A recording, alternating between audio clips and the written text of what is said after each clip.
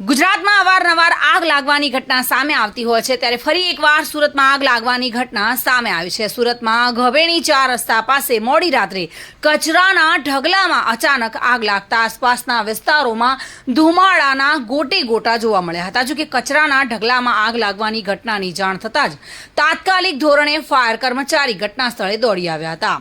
તાત્કાલિક તેઓ આગ પર કાબુ મેળવવા માટે કામગીરી હાથ ધરી હતી। ફાયર કર્મચારીની 5 કલાકની ભારે જહેમત બાદ આગ પર કાબુ મેળવવામાં આવ્યો હતો। જો કે મળતી માહિતી અનુસાર આશરે 8 ફાયર વિભાગની ટીમો બોલાવવામાં આવી હતી। જો કે આગમાં કોઈ પણ પ્રકારની જાનહાનિ ટળી હતી। સુનિલ ગાંજાવાલા સાથે bureau report, today Gujarati news. દર્શક મિત્રો, ટુડે ગુજરાતી ન્યૂઝનું આ જાગૃતિ અભિયાન સિસ્ટમમાં બદલાવ લાવવાનો એક પ્રયાસ છે। જો આ પ્રયાસ આપને ગમે હોય તો ચેનલને લાઇક, શેર અને સબસ્ક્રાઇબર કરવાનું ભૂલતા નહીં। ગરીબ લોકોને પણ સુખાકારી સુવિધાઓનો હક છે, તે આપ પણ સ્વીકારતા હો તો આ વિડીયો શેર જરૂર કરજો। ફરી મળીશું, ત્યાં સુધી જાગૃત રહો અને સક્રિય રહો।